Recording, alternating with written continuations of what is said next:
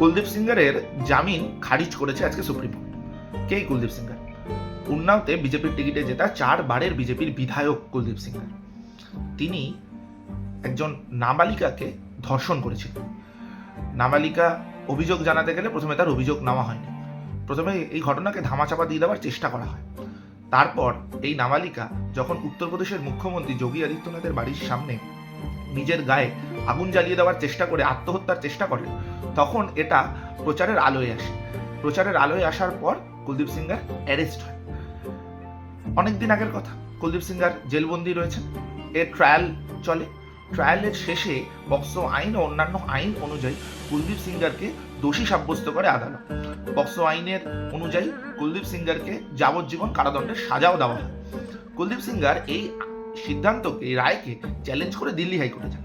Delhi high court মনে করলো যে কুলদীপ সিঙ্গার পক্সো আইন অনুযায়ী সরকারি আধিকারিক হিসাবে man in power, man in control হিসেবে স্বীকৃত নন।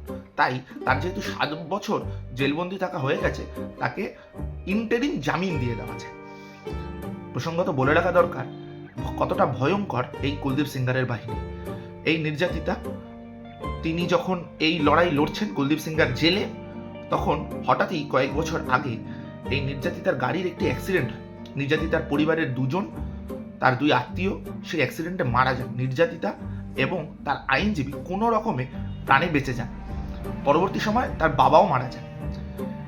এবার এই জামিন যা দিল্লি হাইকোর্ট দিয়ে দেয়, এর বিরুদ্ধে প্রতিবাদ জানাতে নির্যাতিতার মা দিল্লিতে ইন্ডিয়া গেটের সামনে বিক্ষোভ করেন। সেখানে দিল্লির পুলিশ সে নির্যাতিতার মাকে বেধড়ক মেরে সেই প্রতিবাদ থেকে তুলে দেয়। এই ঘটনা গোটা ভারতবর্ষের সামনে আসার পর কুলদীপ সিঙ্গারের বিরুদ্ধে জনরোষ তৈরি হয়েছে। সেই জনরোষের সামিল হয়ে আজকে সুপ্রিম কোর্ট কুলদীপ সিঙ্গারের জামিন খারিজ করেছে।